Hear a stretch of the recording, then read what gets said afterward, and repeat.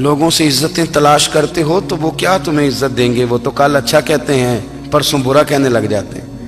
لوگوں کے سامنے گڈ بک میں آنا چاہو گے تو وہ تو سویرے تمہارے بارے میں کچھ کہیں گے، شام کچھ اور کہیں گے۔ اپنی روحانی زندگی آباد کریں، اپنے مسلح کو وقت دیں، اور دنیا سے چھپ کر اس موبائل کو بند کر کے اور اپنے آپ سے بھی چھپ کے اور تنہا ہو کے چھپا کے سارا کچھ اپنے آنسو اپنے رب کی بارگاہ میں پیش کریں، اس کے حضور حاضری دیں۔ سنو نا ترمذی کی حدیث، اور اسے یاد رکھنا، نبی پاک علیہ السلام نے فرمایا اپنے دکھ لوگوں کے سامنے نہ بیان کرنا، سیٹھوں نوابوں کو نہ بتاتے پھرنا، دنیا داروں کے سامنے جا کے نہ رونا کہ میں تکلیف میں ہوں۔ فرمایا اگر دنیا داروں کو دکھ بتاؤ گے رب تمہیں کبھی غنی نہیں کرے گا۔ اور لوگ ہیں کہ الٹا مذاق اڑائیں گے آپ کی، جس سے بڑی پکی یاری ہے نا، پکی، وہ تب تک پکی ہے جب تک آپ نے 50,000 مانگا نہیں، اور جس وقت آپ نے کہہ دیا کہ میں مجبور ہوں میری مدد کر، تو پھر ختم ہو گئی دوستی۔ لوگوں کی تعلقات آپ کے ساتھ تب تک ہیں جب تک آپ ان سے کوئی ضرورت وابستہ نہیں کرتے۔ کریم محبوب فرمانے لگے بندوں کے سامنے دکھ نہ بیان کرنا، اللہ تجھے کبھی غنی نہیں کرے گا۔ تو اپنے دکھ اپنے رب کو بتا، تو دعائیں مانگ، تو اس کی بارگاہ میں حاضر ہو، تو اس کے حضور عرض کر۔ فرمایا اپنے دکھ اپنے رب کو بتا، وہ جلدی کرے یا دیر سے کرے تجھے ساری دنیا سے بے نیاز کر دے گا، تجھے کسی کا محتاج نہیں رہنے دے گا۔ اپنے مسلح کو، اپنی دعاؤں، ایک بزرگ فرماتے ہیں میں نے دعا مانگنے کا طریقہ اپنی بیوی سے سیکھا۔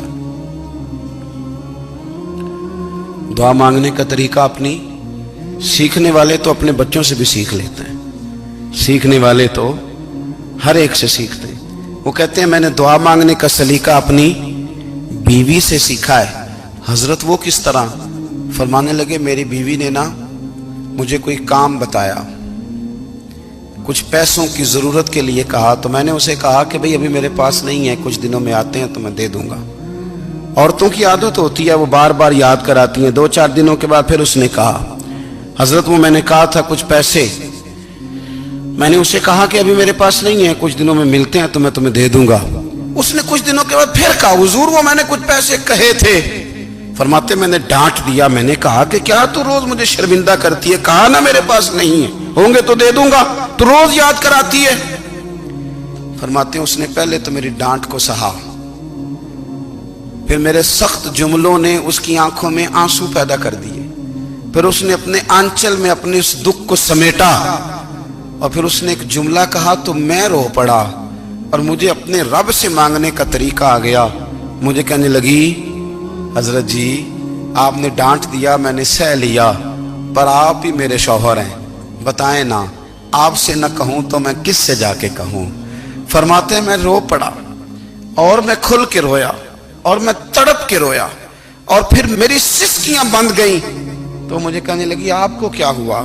میں نے کہا مجھے بھی دعا مانگنی آ گئی ہے، جب میں اسے کہوں گا نا اللہ تو ہی میرا رب ہے، میں تجھ سے نہ کہوں تو میں کس سے جا کے کہوں؟ میں کیوں کسی بندے سے سوال کروں؟ میں کیوں کسی دنیا دار سے کہوں؟ میں تیرے بندوں کا، نیک بندوں کا وسیلہ لے کے، تیرے محبوب کی غلامی لے کے تیری بارگاہ میں آئیں، تجھ سے نہ مانگوں تو کس سے مانگوں؟ سمجھ آ گئی ہے؟ جب میں اس رنگ میں مانگوں گا تو پھر رب میرے اوپر بڑا ہی فضل فرمائے گا، وہ میرے اوپر بڑی رحمت کرے گا، وہ میرے لیے آسانیاں کرے گا۔ عزیز دوستو ہم اس طرح کرنے لگ گئے ہیں کہ ہم نے نا اپنے تعلقات پر اعتماد کرنا شروع کر دیا ہے۔ میرے تعلقات بہت ہیں، ہم نے اپنی دولت پر اعتماد کرنا شروع کر دیا ہے، میرے پاس دولت بہت ہے، ہم نے اپنے علم پر، اپنی شہرت پر اعتماد کرنا شروع کر دیا ہے کہ میرے پاس فلاں چیز بہت ہے۔ یاد رکھنا جب بے نیاز اپنی صفت بے نیازی دکھاتا ہے تو بڑی بڑی دولتوں والے مجبور نظر آتے ہیں۔ بھائیو جب انسان کا رشتہ اپنے مالک کے ساتھ ہوتا ہے پھر تو غم بھی کچھ نہیں کہتے، پریشانیاں بھی کچھ نہیں کہتی، پھر تو زندگی صبر والی، پھر تو زندگی توکل والی، پھر تو زندگی بھروسے والی، پھر انسان اپنے آپ کو رسوا نہیں کرتا، دنیا داروں سے امیدیں اس کی ختم ہو جاتی، امیدیں اللہ رسول سے لگا لیتا ہے، مضبوط ہو جاتا ہے، مضبوط، طاقتور ہو جاتا ہے، خوددار ہو جاتا ہے، باوقار باعزت ہو جاتا ہے۔ حضرت بہلول دانا رحمت اللہ علیہ بیٹھے تھے تو ہارون رشید حج کر کے آ رہا تھا، تو رستے میں حضرت شیخ سے ملاقات ہو گئی تو السلام علیکم کے بعد کہنے لگا حضور کوئی حکم ہو تو بتائیے گا. تو حضرت بہلول دانا فرمانے لگے تیرا رب کون ہے؟ اس نے کہا اللہ. تو فرمایا میرا کون ہے؟ کہا اللہ. فرمانے لگے تو بڑا ہی بیوقوف ہے، کیا تو یہ سمجھتا ہے کہ رب ہارون رشید کو تو دے گا اور بہلول دانا کو بھول جائے گا؟ تیرا بھی وہی رب ہے، میرا بھی وہی رب ہے. اس نے اگر تجھے دے کے آزمایا ہے تو ہو سکتا ہے مجھے نہ دے کے آزما رہا ہو. جب اس کی حکمت کے تقاضے ہوں گے تو عطا کرے گا اور دے گا. تو جا اپنا کام کر. بھائی اپنی روحانی زندگی، اپنی عبادات، اپنے وظائف، اپنے روزمرہ کے معاملات، اپنی دعائیں، اپنا استغفار. دیکھو کوئی مشکل کام تو نہیں 2 رکوع ہیں سورہ واقعہ کی اگر رات کو پڑھ لی جائے تو. میں کس طرح یہ بات بیان کروں کہ تعویذ بانٹنا آسان ہے اور وظیفہ بتانا مشکل ہے. سارا دن تعویذ بانٹیں تو لوگ لینے کو تیار ہیں، اور اگر آپ وظیفہ بتائیں تو کہتے ہیں تو مشکل کام ہے. او خدا کے بندے، اگر آپ کا تعلق قرآن پاک کے ساتھ مضبوط ہو، قرآن پاک کے ساتھ اگر آپ کا رشتہ ہو، لوگ سفارشیں ڈھونڈتے ہیں نا دنیا میں کوئی تعلق مل جائے تو میرا کام ہو جائے. دنیا میں اتنا مشکل معاملہ ہے، آخرت میں مجھے بتائیے گا کتنا مشکل معاملہ ہوگا. میرے نبی پاک صلی اللہ تعالی علیہ وسلم نے فرمایا جو لوگ سورہ ملک پڑھا کرتے تھے نا، سورہ ملک، یہ سورت ملک قیامت میں ان کی سفارش کرے گی اور اس طرح کرے گی کہ کہے گی اے اللہ یہاں اس بندے کو جنت میں داخل کر دے یا مجھے قرآن پاک سے علیحدہ کر دے. تو رب فرمائے گا جا اس کا دامن تھام کے اسے جنت تک پہنچایا. آپ بات کو سمجھیں، جب آپ کے تعلقات اپنے معاملات کے ساتھ مضبوط ہوں گے، یہ نبی کریم نے وعدہ کیا ہے کہ تو سورت واقعہ پڑھ تیرے گھر میں فاقہ نہیں آئے گا. حضرت عبداللہ ابن مسعود رضی اللہ تعالیٰ عنہ بیمار تھے تو حضرت عثمان غنی رضی اللہ تعالیٰ عنہ تیمارداری کے لیے تشریف لے گئے اور جا کر کے کہا کہ آپ بڑے بیمار ہیں، آپ کی بیٹیاں زیادہ ہیں، میں چاہتا ہوں کہ خزانے میں سے کچھ مدد کروں. تو سیدنا عبداللہ ابن مسعود رضی اللہ تعالیٰ عنہ اٹھ کے بیٹھ گئے اور کہنے لگے امیر المومنین، اللہ آپ کو میری طرف سے، میری بیٹیوں کی طرف سے بہتر صلہ دے. میری بیٹیوں کو کسی خزانے کی ضرورت نہیں، میں نے انہیں خزانہ دے دیا ہے. کہا جناب آپ نے کون سا خزانہ دیا ہے، میں آپ کے مالی معاملات کو جانتا ہوں. تو فرمانے لگے امیر المومنین، میرے نبی کریم نے فرمایا ہے جو سورت واقعہ پڑھے اسے کبھی فاقہ نہیں آتا. میں نے بیٹیوں کو یاد کرا دی ہے، یہ خزانہ میں نے انہیں دے دیا ہے. وہ سارے والدین سنیں جو بیٹیوں کے لیے پریشان رہتے. حضرت عبداللہ ابن مسعود نصیحت کر رہے ہیں، فرمانے لگے میں نے سورت واقعہ یاد بھی کرا دی ہے، پڑھنے کی عادت بھی ڈال دی ہے. حضور نے فرمایا ہے جو سورت واقعہ پڑھے اسے فاقہ نہیں آتا. کہنے لگے چاند تو اپنی جگہ چھوڑ سکتا ہے، سورج گر سکتا ہے، تارے ٹوٹ سکتے ہیں، پر مدینے والے رسول کی بات غلط نہیں ہو سکتی. حضور نے فرمایا فاقہ نہیں آئے گا تو انشاءاللہ کبھی بھی نہیں آئے گا. کرنے کا کام یہ ہے کہ ہم اپنے معاملات، اپنی عبادات، اپنی دعائیں کبھی 10 منٹ عادت ہو جائے نا دعا مانگنے کی علیحدہ سے رات کو. حضور نے فرمایا جو فرض نماز کے بعد دعا مانگے اللہ اس کی قبول کر لیتا ہے.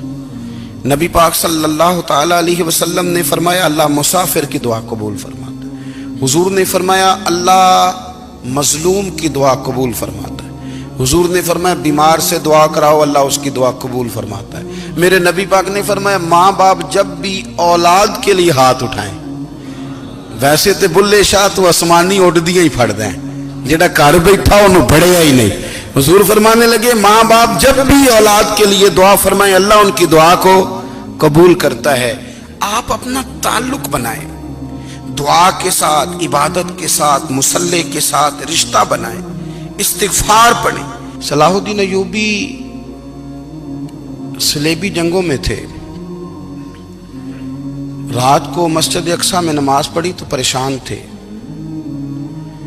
ایک بزرگ سے ملاقات ہوئی تو وہ کہنے لگے کہ آپ بڑے پریشان ہیں. کہنے لگے حضور پریشان اس لیے ہوں کہ پہلے ہی مسلمان کمزور ہے، اب میں نے سنا ہے دشمن کا ایک بحری بیڑا وہ جنگی سامان سے بھرا ہوا آ رہا ہے، تو اب ان کے پاس اور تلواریں اور نیزے آ جائیں گے، مسلمانوں کے پاس پہلے ہی وسائل کی کمی ہے، پریشان ہو کس طرح کر کے مقابلہ کریں گے.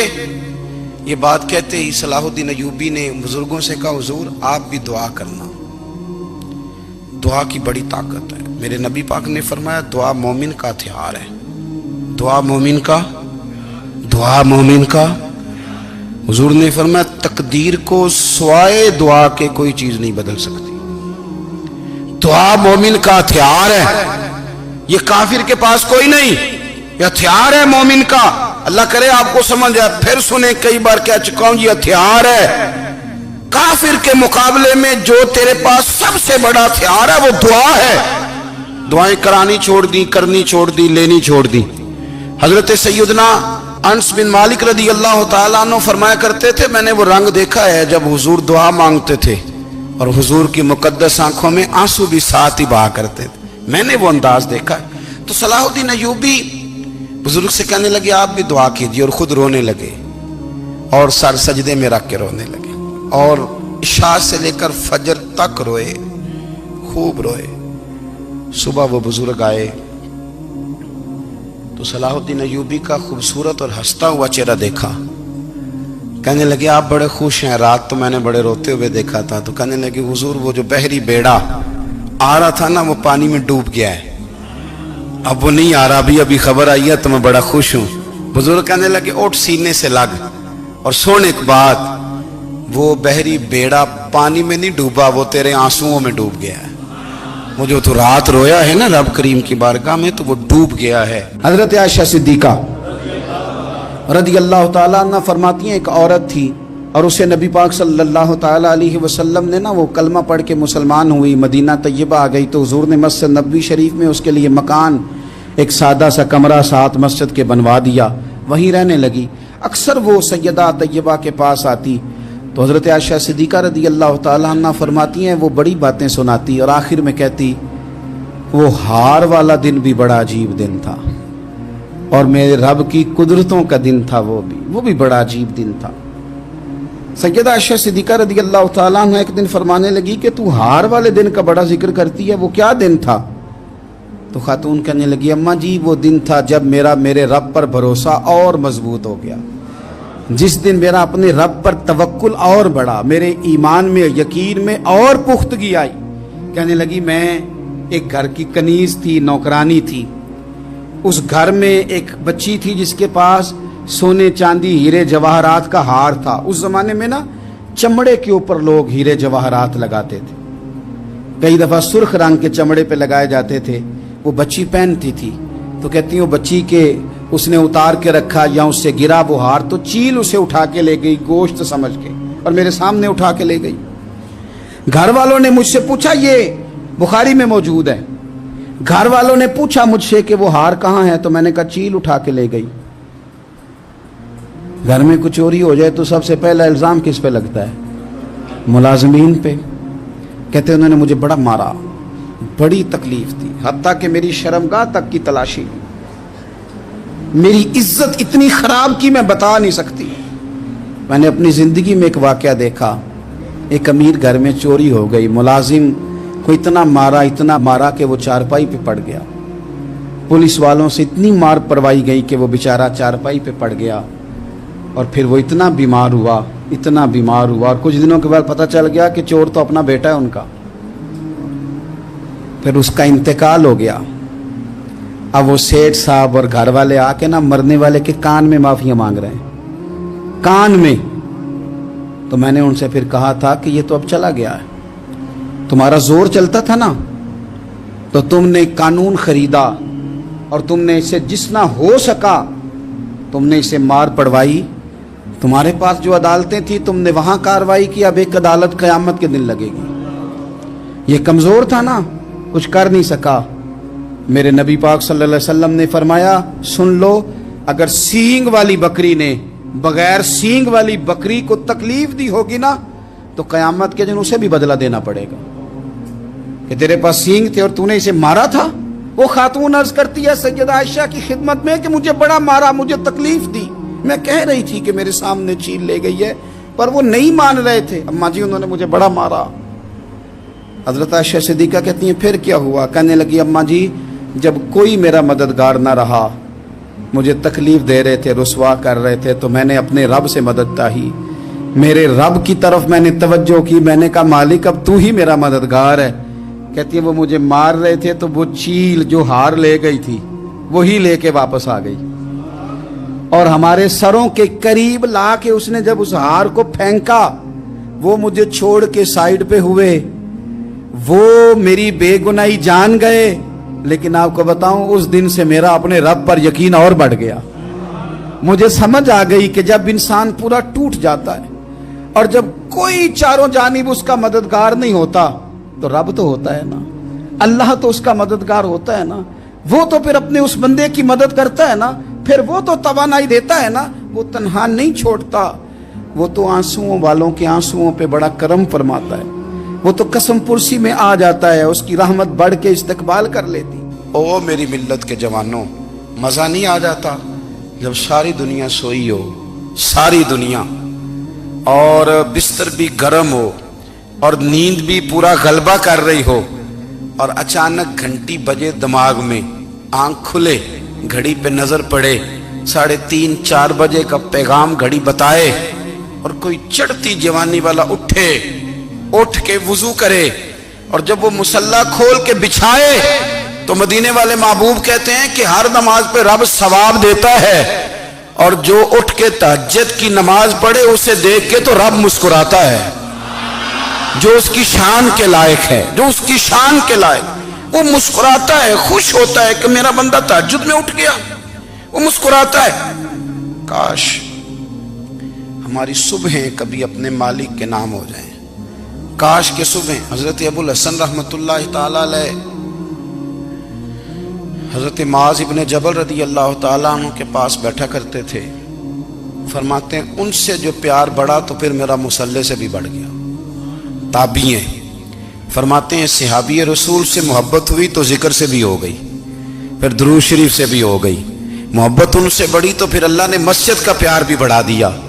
आप फरमाते हैं कि मेरी हर वक्त तबीयत चाहती थी कि बस अल्लाह अल्लाह करूं, बस अल्लाह अल्लाह करूं, बस ना मैं जरा थोड़ी जान छुड़ाऊं लोगों से, कुछ 10 मिनट मिले तो मैं कुछ 4 नफल पढ़ लूं, मैं थोड़ा सा ना बचूं लोगों से, और मुझे तस्बीह मिले तो मैं ना कुछ 400-500 दफा इस्तिगफार पढ़ूं, सुभान अल्लाह, अल्हम्दुलिल्लाह, अल्लाहु अकबर, ला हौला वला कुव्वता इल्ला बिल्लाह, मैं ना तस्बीहात पढ़ूं। फरमाते हैं कि बच्चे थे घर में 6-7, गुर्बत थी, काम मिलता कोई नहीं था, और मैं काम चोर नहीं था, काम ढूंढता था, पर अल्लाह की कुदरत के काम नहीं मिलता था। फरमाते हैं कि मैंने एक दिन अपनी अहलिया से कहा कि आज मैं फिर जाता हूँ काम ढूंढने, तो मेरी बीवी बड़ी फर्मा बरदार थी, पर उस दिन ना गुर्बत के हाथों तंग आके कहने लगी, आज नाना कोई तो चीज़ लेके आया, तो मुझसे बच्चों की भूख नहीं देखी जाती है, सब रोगां दा रोग मुहम्मद जिसदा नाम गरीबी, कंड बुला के लंघ जाते नहीं दोस्त यार करीबी, आज ना कुछ लेके आया तो मैं बच्चे लेके मेके चली जाऊंगी। शेख फरमाते हैं कि मैं बड़ा परेशान घर से निकला, पर मैंने सुबह से लेके जोर तक काम ढूंढा, काम मिला कोई नहीं। तो मेरे दिल में ख्याल आया, चलो काम नहीं मिलता तो अल्लाह अल्लाह तो करे ना, चलो बंदों की मजदूरी नहीं मिलती तो रब करीम की इबादत ही करते हैं। फरमाते हैं कि मैंने ना फुरात के पानी से वुजू किया, नहर के, शदीद धूप थी, साथ रेत थी और रेत तप रही थी, मैंने अपना रुमाल वहीं मुसल्ला के तौर पर बिछा लिया, और फरमाते हैं कि जोर से लेकर असर तक नमाज पढ़ी, धूप भी पूरे जोर पे, पर मेरे सजदे का ज़ौक़ भी पूरे जोर पे। फरमाते हैं सूरज भी चमक रहा है और रब की इबादत का ज़ौक़ भी पूरे जोर पे, मैं सजदा करूं तो फिर मेरा उठाने को जी ना चाहे। मेरे उस्ताद लिखा करते थे, ये उनका शेर है, वो कहा करते थे, मुझे सोज दे, मुझे साज दे, और मुझे नीम शब का न्याज दे, दमे सजदा खुद को मैं तोड़ दूं, मुझे ऐसा ज़ौक़े नमाज दे। और मैं तेरी बहार का फूल हूं, मैं खिला भी हूं तो तेरे लिए, मुझे मेरी शाख से तोड़ ले, मुझे अपनी जुल्फ का नाज दे। भाई फरमाते हैं कि असर तक मैंने नफल पढ़े, दिल ढलने लगा, असर की नमाज पढ़ी और मैं वहां से चला। अब मैं जब निकलने लगा तो दिल में ख्याल आया कि छोटी छोटी दीवारें हैं घर की, बगैर कुछ लिए जाऊंगा तो बीवी दूर से देखेगी तो शोर करेगी कि फिर खाली हाथ आ गया है। कहते मैंने अपने उसी रुमाल में जिस पे मैंने नमाज पढ़ी थी ना, रुमाल में کی آخی دے پنجابی جو صافا کہتے ہیں اسی میں نا میں نے کچھ ریت بھر لی کہ وہ دور سے دیکھے گی تو سمجھے گی کچھ لے کے آیا ہے، چلو جا کے اسے بتا دوں گا کہ آج پھر مزدوری نہیں ملی۔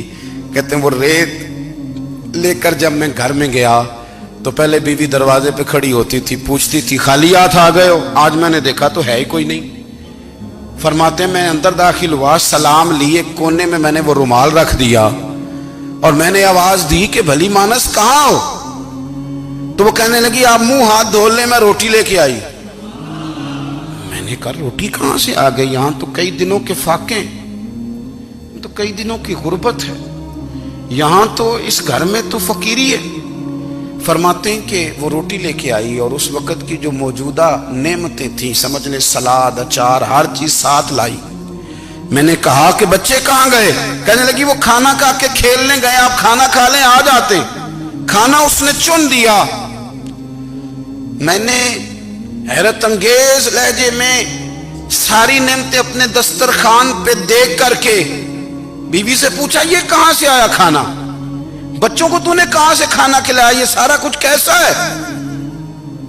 تو کہنے لگی پتہ نہیں آج آپ کس کریم کی مزدوری کرنے چلے گئے تھے، پتہ نہیں کس کریم کی، میرے گھر میں تو اتنی نعمتیں آئی ہیں کہ مجھ سے سنبھالی نہیں جا رہی، اتنا اناج ہے، اتنا گندم ہے، کس کریم کے دروازے آج چلے گئے تھے؟ یہ کہتے کہتے وہ اٹھی اور اٹھ کر کے کہنے لگی پہلے ہی بڑا کچھ آیا تھا، اب کیا لے آئے ہو؟ اور جا کر کے نا اس نے وہ ریت والا رومال کھولا، کہنے لگے میں تو لے کے آیا تھا ریت، تو میرے رب نے اسے بھی سونے اور ہیرے بنا دیا تھا۔ جب آپ کی توجہ اللہ کی جانب، میرے نبی پاک صلی اللہ تعالی علیہ وسلم نے فرمایا ہر چیز اپنے رب سے مانگ، ہر چیز مانگ، ہر چیز مانگ۔ یا رسول اللہ کیا کچھ؟ میرے محبوب نے فرمایا تیرے گھر میں نمک بھی ختم ہو جائے تو وہ بھی اپنے رب سے مانگا کر، تو مانگنا وہ تجھے دے گا، تو اس کی بارگاہ میں کشکول طلب دراز تو کرنا۔ اور ترمذی شریف میں عجیب لفظ ہیں، رسول کائنات نے فرمایا، رب کریم فرماتا ہے جب میرا بندہ ہاتھ اٹھاتا ہے نا تو مجھے حیا آتی ہے کہ میں خالی کیسے لوٹا دوں اس کے۔